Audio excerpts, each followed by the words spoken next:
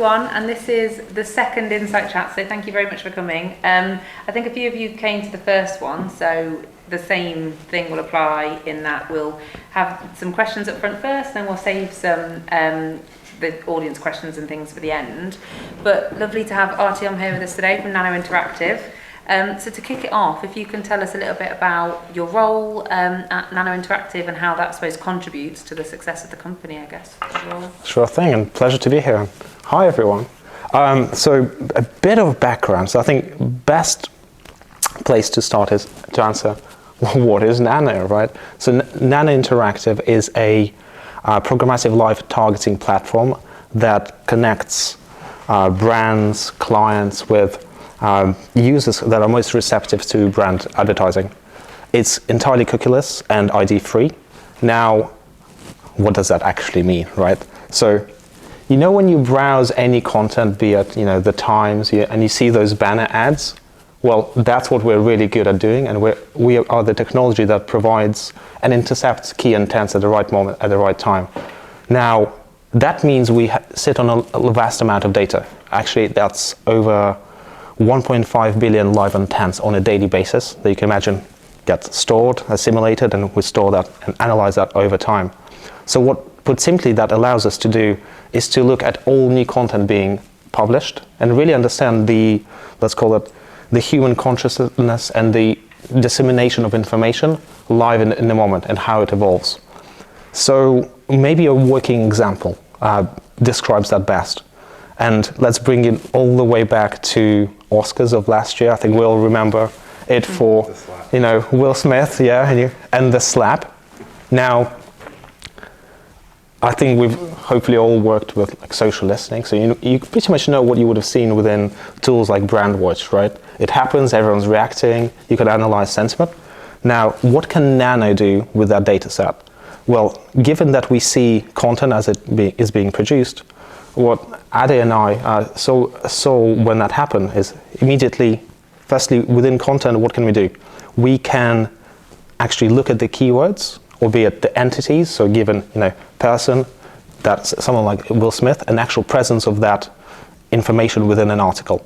So suddenly we were able to see, okay, Will Smith gets talked about, and suddenly the slap happens, and suddenly so much more content gets published around Will Smith.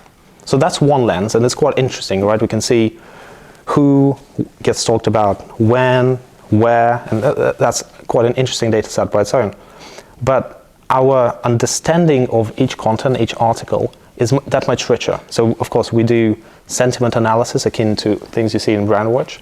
So whether the article, let's say, was positive, neutral, or negative around generally, or around the person, like Will Smith. As you can imagine, it was overly negative all of a sudden, although Will Smith is that likable character from the 90s. Additionally, the NLP analysis allows us to understand, be it even the emotion of articles. So for instance, you can see it was, angry and disapproving, for instance, and we're tracking, I think it's 28 emotions in total. So you can actually analyze things really meaningfully. So that's a long-winded way to really describe what Nano is and what we can do within the team. But to really answer the question, I think there are 4 core things that we do as a team. So there are 3 departments within kind of the umbrella term of insights and analytics. Within that, there's insights consultancy. When best way of thinking of that is we work directly with clients, closely with the sales team, to really understand the, let's call it, the audience opportunity that exists for picture big brand, right? We help the planning perspective and inform them of the, let's call it, upcoming targeting opportunity that exists. So that's very successful. Second team is insights research, and that's an addition to our roster. The key function of that really is to intertwine our existing data set that is quite rich already with a deeper meaning of third-party data. And I'm sure we'll talk more about that later. And the last one, of course, but certainly not least, is data analytics. As you can imagine, again, back to the numbers, 1.5 billion live intents daily. That means we're querying a vast amount of data, and our head of data analytics writes queries, creates data sets. It's all quite exciting. And lastly, to really answer your question, it's what is my role within it? The way I see it, and I joke a bit with my friends, colleagues, and even my mom, it's that job of spinning plates, you know? You have one plate and you're spinning, you're doing another one. That's literally keeping that going and helping the right team at the right time with the right level of advice, whilst personally, my role more and more revolves around new product development, because of course the company is growing and there's so much more that we can create within the industry. Great, thank you. Great. I'm just curious. You mentioned when you were doing the Will Smith analysis, there were 28 emotions. Yes. That you were tracking. How did you land on 28? What were they? Okay, so best way of thinking about it, in what we do is extract the content from the body of the article. So whether let's call it the article is 300 words long or 2,000 words, we scrape all of that content and use different NLP systems, natural language processing, to understand what is actually the essence. So one system understands the keywords, another one understands the entities. So think of it, companies being mentioned or celebrities like Will Smith. The other ones are the emotions. So why 28? Well, it was one of the available, let's call it, best-in-class systems that our development team could integrate with. 28 is a little bit too many, so what we did was to package them with so-called 6 universal emotions. Those like love, fear, anger, something very common. But what's very interesting is that you can look at content overall, anger, and then you could see a sub-emotion, and it will be something like disapproval. So from that you can squeeze a little bit more insight juice and tell more meaningful stories. Insight juice, I like that. Good. Absolutely great. So, first of all, I have a ton of questions. So, first of all, if potentially Google finally cuts the cookies, that would be a huge win for you guys, right? Absolutely, that's what we're betting on. Hope for that, right? Not really a betting man, but like there's definitely a rising tide, and yeah. I personally see Nano almost like the Tesla. Given that the industry is going cookieless, you might as well invest in an all electric and all cookieless and ID-free business, and I think that's why I made the choice to pitch to join the business and build a team. Yeah, I just read an article, and they are saying that finally next year that they are going to cut them. That they are going to cut. And there's some smirking, right? We think that is again a false promise, or maybe this time they are being like real. They'll run out of time. What happened was increasingly, I think you've seen the Apple change that happened that drove a lot of people away from cookies. Increasingly, the usage of Chrome, while strong, ultimately that number is dwindling. So whether Google decides to do that or not, the industry has already been pivoting out of this, and let's call it the thought leaders, or so-called thought leaders within at least the programmatic space, do see that advanced contextual solutions, such as what we offer at Nano Interactive, will be the long-term solution. Because ultimately, when everyone is basically blind and they don't see, you as an individual, you as a user, they don't see your behavior, you pretty much have that is the core option, with some others, but contextual, next-gen contextual seems like the best way.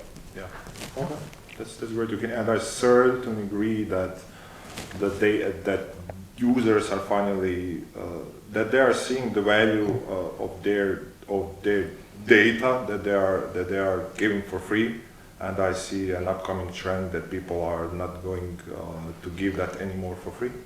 So first of all, I am the first guy who never accepts those cookies, because the data shouldn't be free from my point of view. So you're always saying no, and yes. What happens when some of the providers block content entirely? Yeah. You just say no. Because there's a value exchange, and there's a good, they do dangle, and that's essentially it. I mean, most of the things we use for free, they need to be funded somehow, right? Yep. And you can see there's a big value in publishers writing great content in exchange for something, right? They have jobs, they have kids to support. So ads is the meaningful way to support that. Think of YouTube, think of Google. There's a lot of value. I'm sure we're all addicted to YouTube, right? You may be using ad blocker, and that's okay. Look, I do too at home, but it's on the computer. I can't use it on the TV, and I'm not going to pay £16 per month to pay for YouTube Premium. At least not right now. Who does? Some do. Try and get But again, really pays that but that's a value exchange. When you think about it, what is the most kind of sacred thing that we have as humans? Right? Ultimately, it's time. Right? Time is dwindling down. That's why people use apps like Uber. That's why we use Deliveroo. In the same way, at some point, that cost of your time will become greater than £16 a month, and I think that's when we'll start making the choice. You're doing very well if you're paying for YouTube Premium. That's all I can say. So you talked a lot around a multidisciplinary team, obviously the different skills that involves, but how was it finding that team, building that team, starting, building that from the offset? Sure, it's something that personally I have pondered on for a long time, and definitely a background story here. So when, I don't know how many agency people are in here, but I think given the conversations we had so far, even if you're not an agency, you have a similar experience. And as an insights professional, the challenge is, if you're hiring a team and you're building a team, is you kind of don't want, or at least the challenge really is, you can wear one hat where someone is insanely technical. So let's say these are the users that look at a lot of data. They use R, they use SQL to query the data set. They build bespoke dashboard to really make that data accessible. Another hat that one analyst could wear would be those that are really inquisitive, right? Those are the people that will dive deep into the data, to look for something meaningful with a passion. Others, and those are very valuable people, let's call it the so-called extroverts, the guys that you want front and center in front of the clients, right, to dazzle and get them on board or be in those pitches. What I've just described are the skill sets that you would assume the perfect hire would have, but let's be realistic. Not everyone will be excelling in those. It's almost like an RPG game, right? You have a few skill points to choose, but you can't apply it to all skill. So when you're hiring, you're having to make a decision based on what type of person you're looking for. Back at agency side and pre-Nano, I headed up insights at Neo Media World, now part of Mindshare. The challenge that we saw when growing the team was you'd have a very common project or deliverable, and you'd think, okay, you get one hire, you get one executive, one manager. That means your output is +1, right? And they can run a project. But turns out, no, they can't, because they may be the best, let's call it, data manipulators, but they may struggle with presenting the skills, and vice versa. So you keep on seeing those challenges. So to answer the question, the key thing, and I kind of started mentioning this earlier, I think we've landed at a happy medium, where at Nano, God, the squeaky thing, that's all right. I think we found the sweet spot. Instead of putting people in positions where they probably are uncomfortable, so let's call it our very talented head of data analytics is a master of combining different data sets, creating something really meaningful, but he would hate to be client-facing and presenting to clients, right? So instead of forcing people to act as jack of all trades when being masters and none, what we managed to do is create these 3 departments that work in unison. So data analytics can create a tool that the other 2 departments can access. Insight consultancy are incredible at pitching to clients, being personable with be it agency staff, working with sales. And what we see is now that there's almost a Chinese wall between all, let's call it teams, the individuals, that they can actually excel and be masters in their own field. And I'm really excited. As I said, we've just added insights research into the puzzle. Data analytics was maybe 7-8 months ago. I think this is it, and now the aim is to really scale and get the team working very closely together. And I'm very excited where this will take us. Great to hear. And how has your role throughout the last 3 years have changed, and where do you see that it's going future? Yeah, I've had a wild ride, but I won't speak about myself. I think speaking more widely about, let's call it, how has the role of a insights professional or teams or insight teams has changed on the whole. I think that's an interesting one. I see a number of themes. One fun one is, of course, let's call it process automation, and a bit of a backstory. So I didn't actually start out in insights. What got me into Oh my God, such a surprise. it was a wild ride. So back at agency land, this is pre-pandemic, you know, when the time when people actually used to come into the office, that whole thing. So I was basically heading up the SEO department, and what we saw that majority of true revenue extraction from clients was actually coming from select consultancy projects. So rather than, you know, doing something that any agency can do, you can actually squeeze more value from doing something proprietary. Makes sense. However, what we did see the opportunity is that the process was extremely prolonged, not standardized. It took the team maybe 3 or 4 weeks of deep data manipulation and labeling to get right. So in terms of automation, I remember the best thing I did at the agency was, you know, making a business case to the managing director at the time, saying, okay, look, we keep on doing this, we can actually do it much quicker.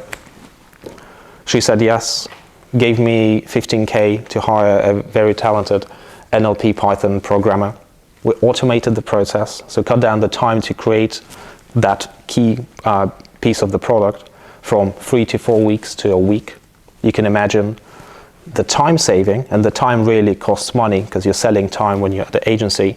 And what we managed to do was build an insights department that didn't exist at the agency beforehand, and ramped up that product from 100K per year to 1 million run rate, despite being in a pandemic year. And that was all because of the automation behind it. So automation definitely key, but do have some more. Second one, and I think we'll see this all the time, right? That tools change and always develop. Now, mentioned social listening before. With that automation, we tried to squeeze it for all the different, let's call it, data integrations and partner integrations we could.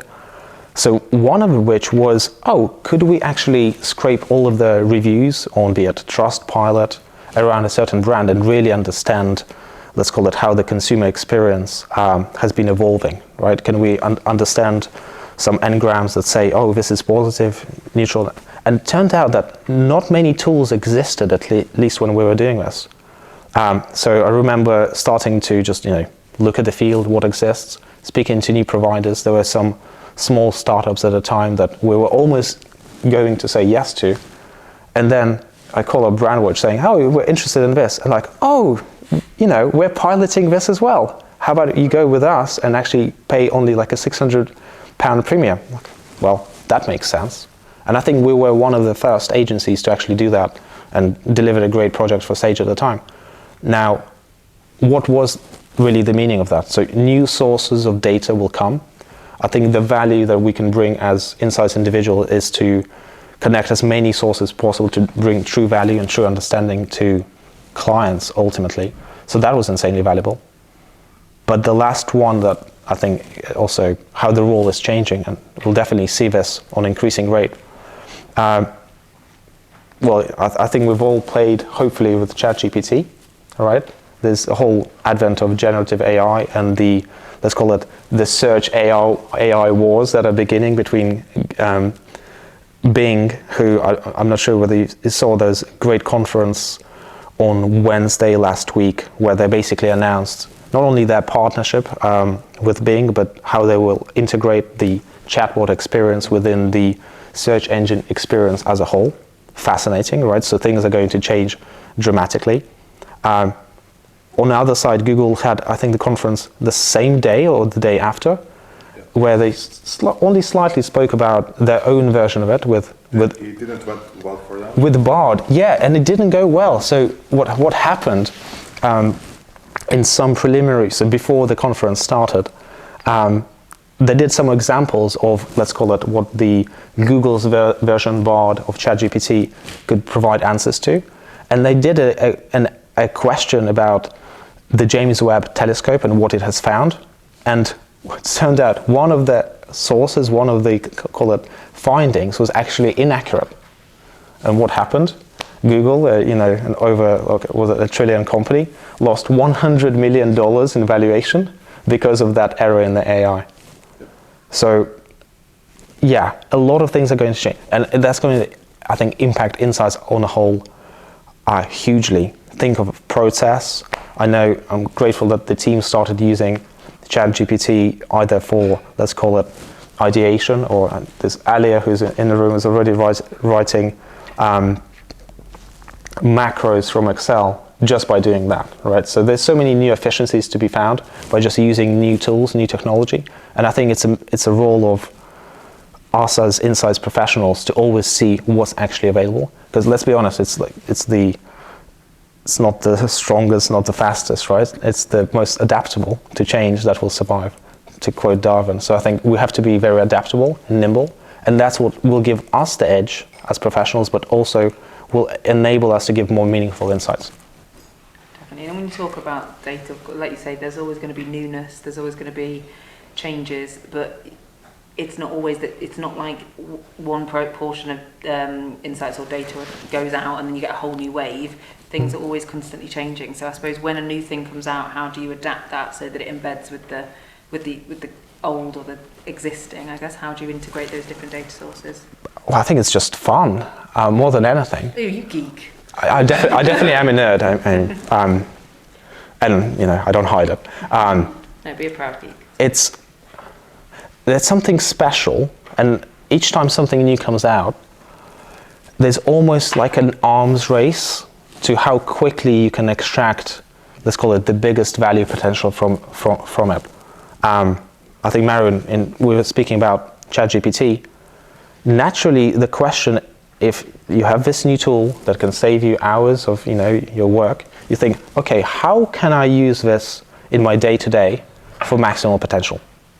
And that should be the question, right? So I think a big role of, especially, let's call it, managers, leaders within the companies, is to be on a quick lookout of this and actually know what's coming out, know how you can pivot the strategy very quickly. Because what will happen, and like I was quoting quite a lot of stats about OpenAI, ChatGPT, Google Bard, but I feel that's my responsibility. I need to know, because my hope is I'm faster and more adaptable to change, right, than the other insights guy at my competitive, one of my competitors in another company, that if they are a month slower than me, I've won a month. And that's ultimately all it is, right? The reason that we deliver insights to companies ultimately is to give that leg up and be almost like the canary in the coal mine saying, ringing the bell, human intent is changing, either adjust your product offering or change your marketing strategy or change the allocation of budget, or otherwise you lose. And every insight professional, at least the role is, I think the chief mission, is to give that sort of meaningful insight. So unless we are able to pivot quickly, you'll lose out. Yeah, you definitely have to be adaptable, absolutely.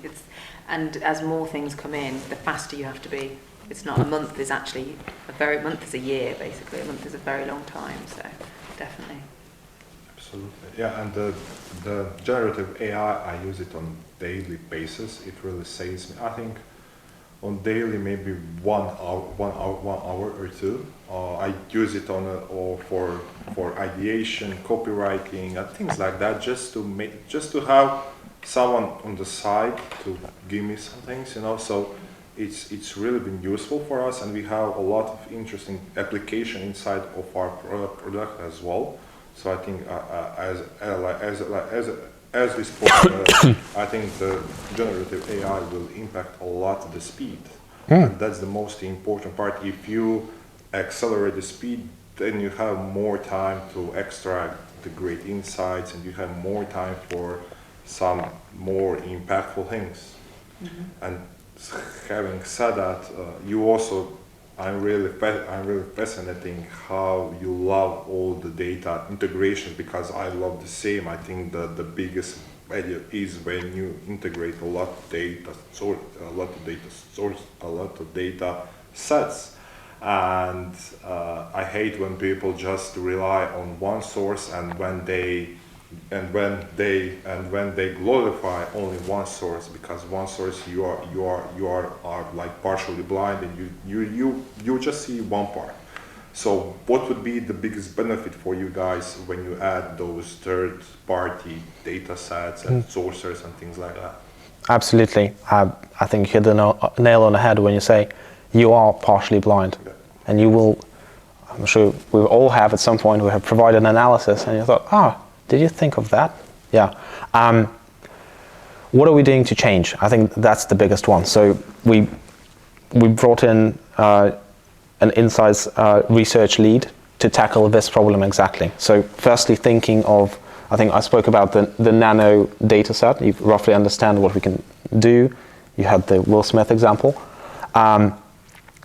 We took a number of approaches. So the first one, if we can understand the evolution of content, suddenly maybe integrating with certain, let's call it, third parties that can do URL classification can be meaningful. So we can do this in a number of ways. So one is integration of domain authority. Those that don't know, within search, it's one of those metrics that has been developed that ultimately retrofits the original Google's rank rating algorithm. So it's a score 0 to 100.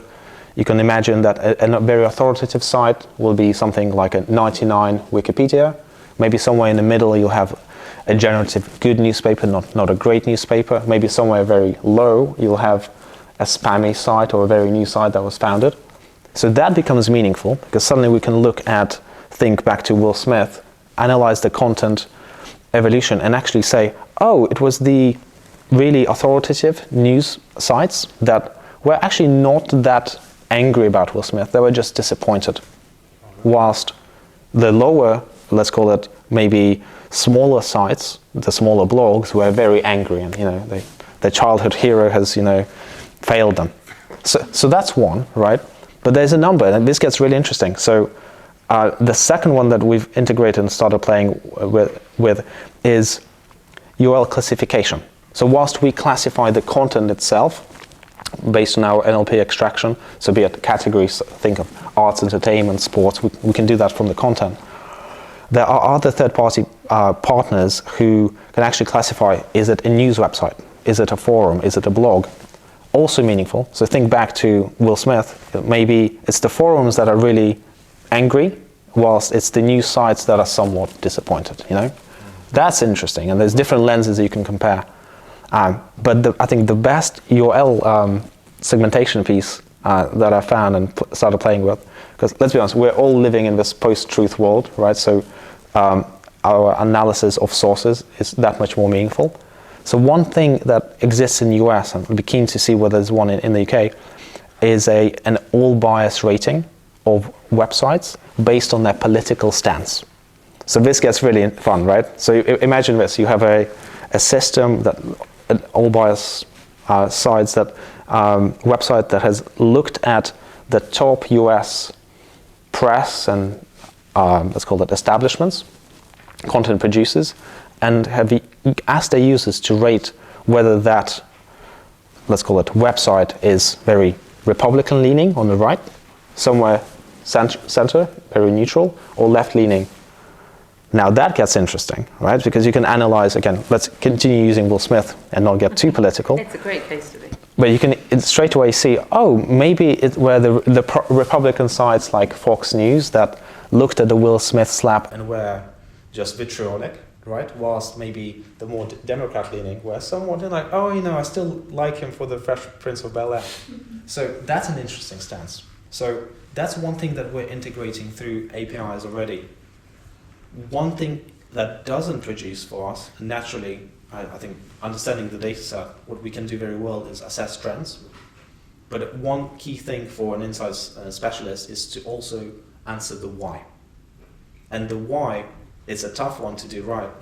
And again, that's another reason we've got the insights research lead to really help bolster our offering. So what we started to do is to run a lot of what we call third-party panel research that introduces, we call it third-party panels as tools such as GWI, right? We see them as third-party because we can assess the research they have conducted, but ultimately, let's be honest, we're not directing the questions, so we can glean a lot of meaning and insight and the how and the why, but not fully.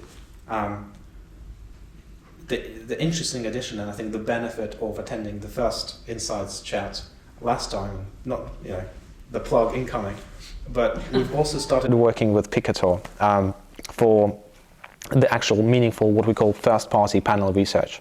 So a clear use case is understanding something very specialized and actually being in charge of asking the questions, running that survey, be it against a very specialized demographic, and really understanding what people are saying, which is very important for us, especially given that we don't see any cookies or personal identifiers. So that allows us, in combination with other data sources, to actually provide the best targeting when it comes to audiences. And we're developing a new product that will come out later this year, and I'm very excited about it. Oh, we are excited as well. Much as you are. Yeah. Watch this space. So obviously you talked a lot about what works well, what you prefer to do, your approach and everything, mixed data sets being the ideal. Will Smith example or otherwise, can you think of a good project where that's really come to life, where you've really shown that core success by mixing different data sets? Before saying that, I'm still not sure was that slap real or not. I don't know if the people in this room are qualified to answer that. It looked real. I don't know. I'm on it's real. I'm an ex-biker and I don't see the form. I don't see it. Just because you think it was a bad slap doesn't mean it wasn't real. If that was a real slap, he should knock him out. I think that maybe he was just being half nice in his slap. Why didn't you throw it at? I don't know. Back to the question. Yeah, sure. Maybe we'll answer it. We can answer it in Insight Chats 3. Yeah, it's a chance. Yeah. So what? A successful time of when you've mixed data sets. A good outtake. Yeah, good project. So obviously there have been countless during the journey. Some highlights with the likes of Sage, HSBC. But you almost remember your first one. So I remember in the pre-pandemic years where at least my specialist coming out from SEO, as I mentioned, the team didn't really exist yet. My core speciality was understanding the search, and what we did was, I think we probably are still, at least the old agency, are the best at understanding the search landscape for a given brand vertical. And essentially what we did was automate a large part of that and make that really specific. Now, Marion, you spoke about being blind around data sources, and my God, was I blind. So we were doing a project for Dyson hair care, and they were actually, they challenged us as Mindshare and Neo to really answer a consumer experience question. How do we improve customer experience on the website and actually prevent a lot of our products being bought and then returned? Okay, cool. So from my side, I'm there all confident. I mind all possible intents around Dyson, its close competitors, the general terms. And when it comes to hair care, look, as a guy, I probably knew more about hair care than anyone else in the world, right? But that was only through search.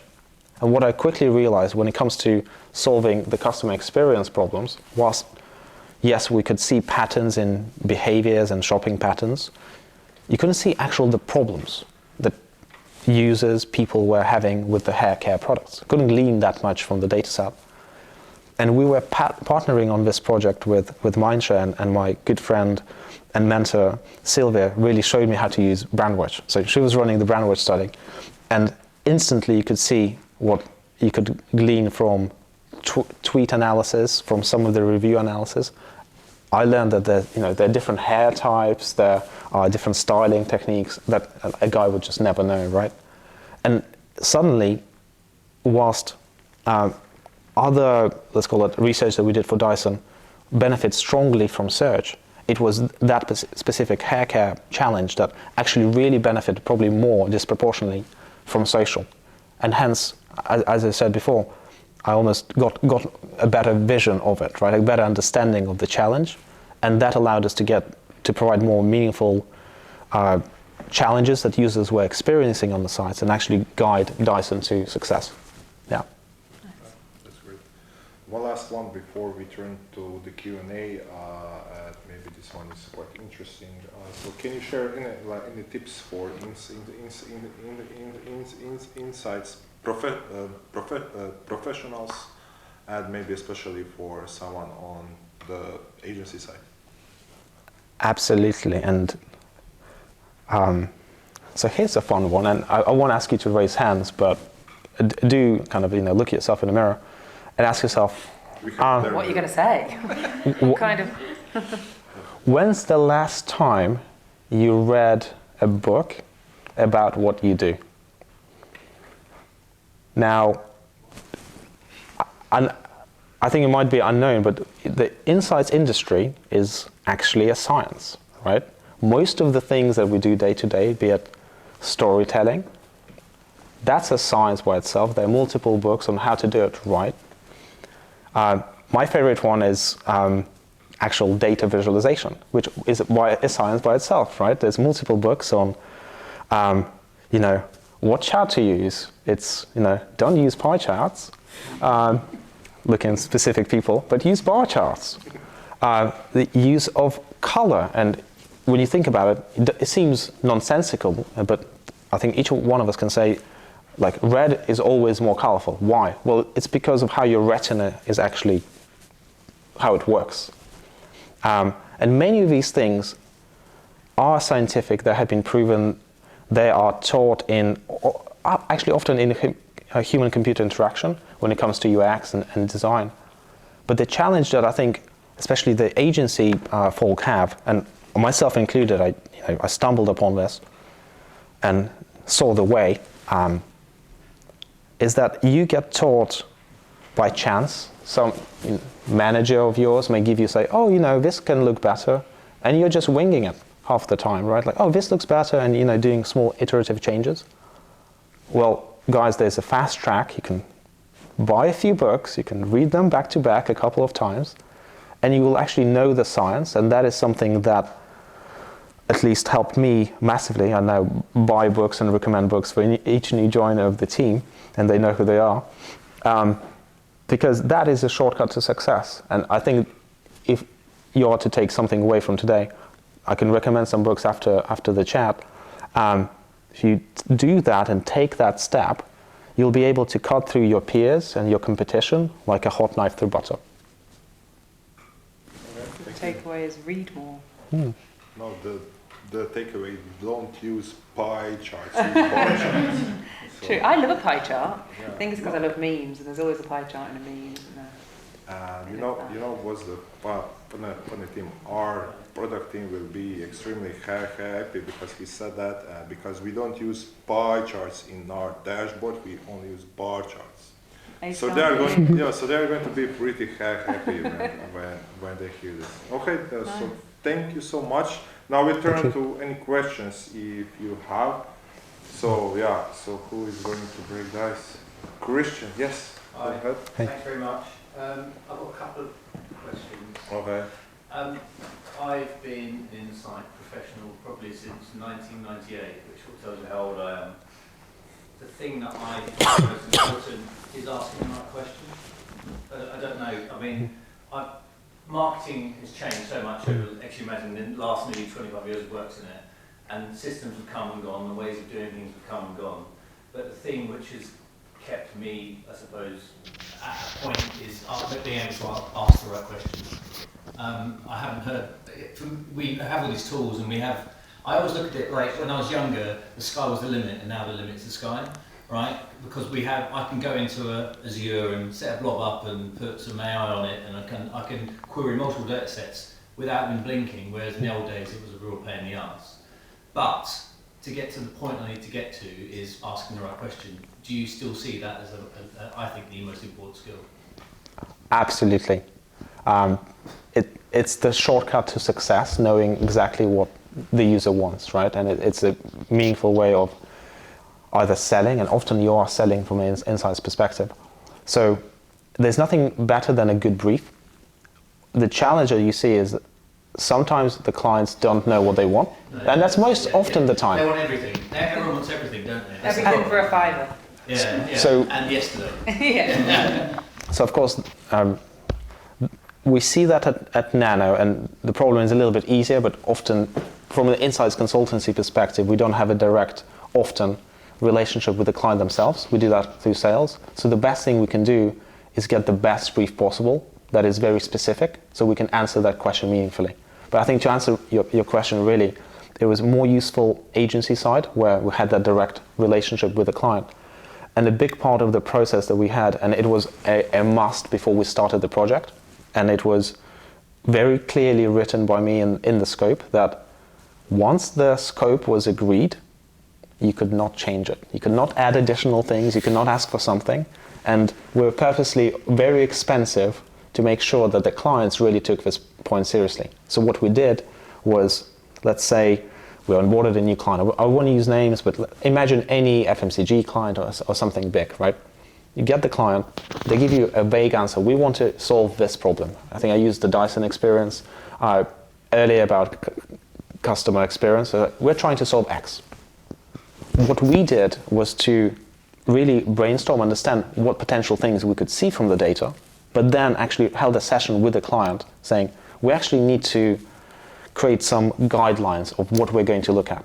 So you can restrict that. And through that process, and you give them some data, some preliminary insights already, you could actually glean that, oh, this is important for them and this isn't. So throughout the whole actual process that was already signed off, you could then steer the story, the presentation, with some goals in mind, or some milestones, some pillars. And that was really useful. So you could deliver upon exactly the ask. So even if the client didn't necessarily know what they were doing, right, didn't have a good brief supplied, you'd be able to extract that great brief to then deliver upon the project. And that, of course, makes them happier. Right? But yeah, questions are key. I think it's a good question about the question. It's a great response in terms of the brief. Like you say, a lot of effort goes into the analysis, the output, the narrative, but less effort goes into the upfront. I need to put as much into the brief, as much into the question, because like you say, you can only work. The data's only going to tell you what the question asks. And so also, less work goes. Normally, the preconceived bias is reinforced, and that's the problem, right? It's like we work in an age where everyone has a thought how they want things to turn out. And more often than not, the answer isn't the answer that they want. And obviously, you want to retain the client, or you want to win the client, so therefore you mould your response accordingly. I mean, and that's the problem. So for me, having big kahunas and asking the right questions is in my experience, the most critical skill you can have, because they might not hire you then, but then 2 years down the line, they say you're right about that thing. Yeah. Absolutely. Yeah.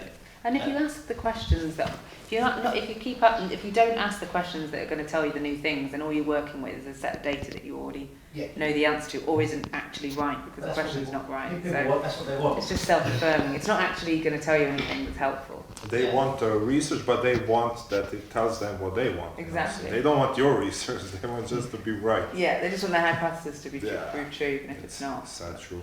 And then my other question, the second part, sorry, was you talked about effectively you 3 definitive teams within your business, and they're all specialists, which is a very noble thing.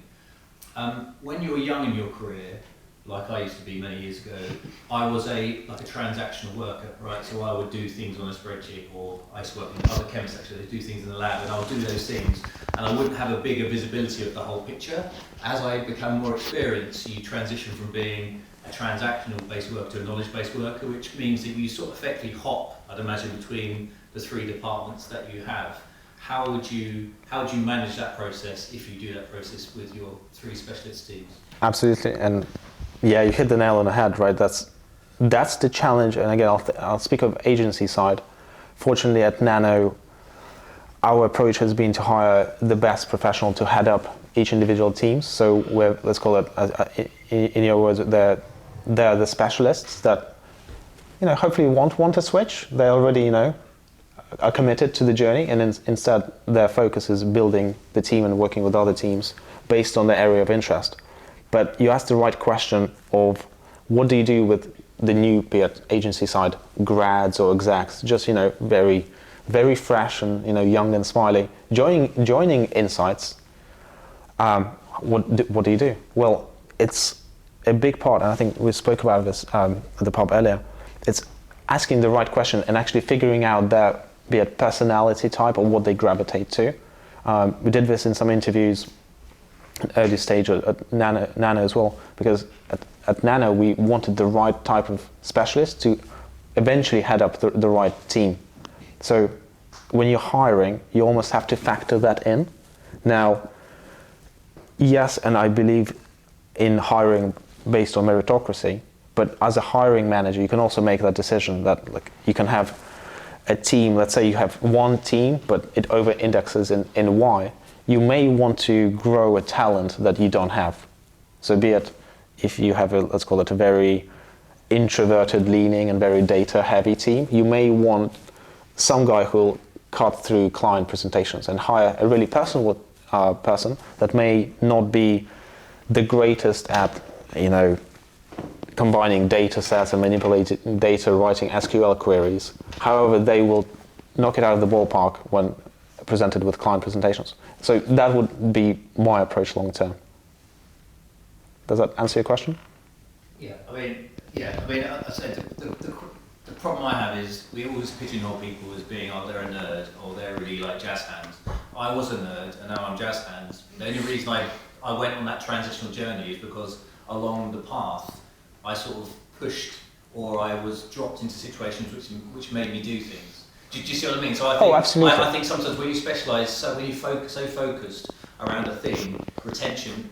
I used to run a department, an agency, and retention's a problem, right? Because there's nowhere, you get to a point where you're pissed off with doing reports all the time, and then where'd you go? Because there isn't that. Do you know what I mean? You have to sort of spread your wings to move on to the next stage. And I think, I don't know, I suppose my question was about specialist. I feel sorry for Ade, I was worried about his future, so I was just making sure there was a good career path for him. But do you know what I mean though? Because I think sometimes we're so, especially agency and technology, we're so constraining where you're effectively stifling that ability to do something else. Personally, I used to work for a web analytics company many years ago when they existed, and I was sent on a speaking tour of the Nordics, right? And I'd never done a public presentation in my life. And the first one I did in Sweden, it was an hour-and-a-half presentation, PowerPoint, I did it in 20 minutes because I was so nervous. Then the next one, by the time I got to Finland, I learned to breathe, and it was a bit slower. But I wouldn't have learned the skills that I have today without being dropped in. And I think more often than not, we're sort of scared to chuck an analyst into a room because you don't know how they're going to react. Do you know what I mean? Do you understand what I mean? Absolutely, you have to absolutely. really challenge me. So there's two answers here, right? So firstly, on Ade, I wouldn't worry about Ade. His future is very bright. He's very talented. But to answer your question, of course, you don't want to pigeonhole people. My personal experience, I don't know why, but I was insanely introverted when I joined my first agency, and I could not present to the client, right? And who knew I'd end up speaking to you guys on stage, right? So you mature, right? You develop new skills. Now, this may change, and I could be wrong, but the way I see it, our head of data analytics, I want to encourage the public speaking skills. I still have a good understanding. The guy has been in the field for more than a decade. that he may not want to present to clients. However, if I want to, and he wants to develop that presentational skills, look, I do encourage him on a regular basis to present to the C-suite and present the analysis that he's doing. Maybe I can do it better, maybe not, but him having the opportunity to develop that and learn is key. Same for other teams. There's no, let's call it, bars from investigating deep data analysis or deep research. It's available. But my belief, and I think we can pretty much all attest to this, when you select which restaurant to go to in London, and we have so much variety, we're very lucky here, right? It spoils you for choice. If you go to West Midlands, it's terrible. How do you choose? You choose, oh, that place does the best Italian, or that place does the best sushi. The worst place for you to go to is, oh, that place does sushi, pizza, and burgers, right? And I guess what I'm trying to say is, it's good to change and taste other things, right, and sample, but at least my experience, and maybe this changes when you reach your level, and you really want to expand across all channels. But to some point, I think building true professionals in their industry, so almost thinking of the eye, from start to beginning, for them to become real killers and experts in their field is the best thing to do before they become the T-shape and actually look at other channels and look at other things. But that's my personal opinion. What as well you're talking about there is that you're showing the care you have for your employees. So the migration around the company is not just a benefit for them in terms of their skill set, it's also a benefit for the company, like you say, that holistic view, the understanding of the company. You're going to benefit by your employees knowing all aspects of the business. The employees are going to benefit by the skills they're gaining. But I do think the question is in asking, some employees will want to be in one bit, not change, that's their box, that's their happy, safe place. Others go in and want the broad range, want the mix, and whilst I am absolutely on the side of the latter, encourage, move about, adopt different skill sets, try different things, you shouldn't be expecting that everybody will want to do that either. So I think it's just a bit of a mixture, but encourage those who have an aptitude for it, because it can only benefit both. Great. Okay, so we have time for one more. Shut up now, sorry. Thanks. Christian, you have a question? My question, thank you so much, it was really, really interesting. You mentioned political sentiment. Oh. Yeah, since you've got such a wide reach in the social listening, do you think there's potential for opinion polling? Have you been able to see any trends or predict any election results? Oh, fascinating. So, I don't know. I know most people hate Cambridge Analytica, but that fascinates me, right? Anything to do with politics and getting into that field is crazy. Not that we do that at Nano, and not that we can poll opinions of individuals, because ultimately the data that we assess are articles that are written by individual, be it professional writers for the likes of the Times, or, that girl who's a fashion blogger writing one, small article for a small blog. Their content that is produced, and of course we see sentiment within that, is not an opinion poll of, let's call it, the readership or the reach of that article. Now, it may be an influencing factor, but unless we, let's call it, specifically assess forum users and sentiments around very niche topics, that's the only time where we can actually see users and actually track users. So I think for opinion polls, specifically tracking multiple users and behavioral change, you would want to stick to things like social media analysis, when you actually have a user, all right, they have an account or they have an email address. What I think is interesting, though, is the fact that you can see the dissemination of information and you can almost uncover what is the ratio. And that's what I'm fascinated about. What is the ratio of impression and eyeballs reading different political stances about the same thing? So you may like Will Smith or dislike Will Smith, but someone is influencing us, and you can see the trends change. And I mentioned this, I think we do live in a post truth world ever since Trump kind of ruined it for all of us and changed the way that journalists write. Unfortunately, I have some journalist friends and they think it has been the demise of the industry. There are personalities like Elon Musk trying to solve it. Not that his purchase of Twitter and the pivots he's making have all been right. Like, there's a lot of trial and learn before he hopefully builds X.com. But one thing he has talked a lot about, and I recommend that you read about this as well, is Twitter's community notes, where there is a pursuit of essentially what are community notes, right? It's if there is a tweet that gets a lot of reach, there is a race for the actual truth that is user-generated. Different people come together from different political stances and also get rated, their responses get rated, and the most neutral response kind of gives context to that tweet, put in context. So him creating that community notes, be it feature or aspect of Twitter, I think it will be really valuable, and let's call it offering the middle ground. Because look, I'm a history student, right? Source analysis was always fascinating. You read one thing and you read the other thing, and they have totally opposing views of the same content. Trying to find the middle objectively is the hardest part. And I think we all know that we're influenced and we all prefer to read material that skews to our own opinions. I think it's interesting to analyze, but I do see that hopefully that will change, and there will be a reaction to the reaction that happened in 2016. Thank you so much. This was really fascinating. Can we have applause for our